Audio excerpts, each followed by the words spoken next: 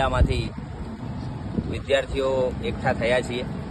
દિલ્હી જંતર મંતર મધ્યે જે વિદ્યાર્થીઓ ઉપર લાઠીચાર્જ કરવામાં આવ્યો છે અને બેરહેમીથી વિદ્યાર્થીઓને જે મારવામાં આવ્યો છે એના વિરોધમાં અને જે દિલ્હી ખાતે જંતર મંતર આંદોલન ચાલી રહ્યું છે એના સમર્થનમાં આજે સૌ વિદ્યાર્થી ભાઈઓ બહેનો અમે એકઠા થયા છીએ અને આ પ્રોટેસ્ટનું સમર્થન કરીએ છીએ. વિદ્યાર્થીઓના જે પ્રશ્નો છે, નીટ એક્ઝામનું જે પેપર લીક થઈ ગયું છે એ પેપર લીકની જવાબદારી સરકાર સ્વીકારે અને ધર્મેન્દ્ર પ્રધાનનું રાજીનામું માંગી લે સરકાર.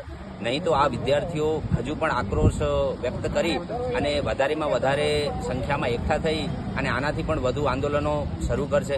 અમે સરકાર પાસે એક જ માંગ કરીએ છીએ કે સરકારમાં થોડીક પણ હવે કંઈક શરમ બચી હોય તો એ ધર્મેન્દ્ર પ્રધાનનું રાજીનામું માંગી લે.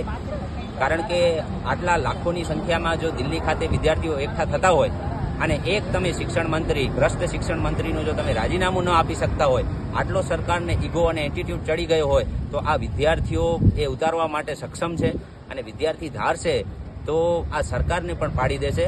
એટલે આવી કોઈ આવનાર સમયની અંદર પરિસ્થિતિ સર્જાય તે પહેલાં સરકાર ભાનમાં આવી અને ધર્મેન્દ્ર પ્રધાનને રિઝાઇન એને માંગી લે. આટલી અમારી વિનંતી છે અને આજે સૌ અમે આ પ્રોટેસ્ટના સમર્થનમાં એકઠું થયા છીએ.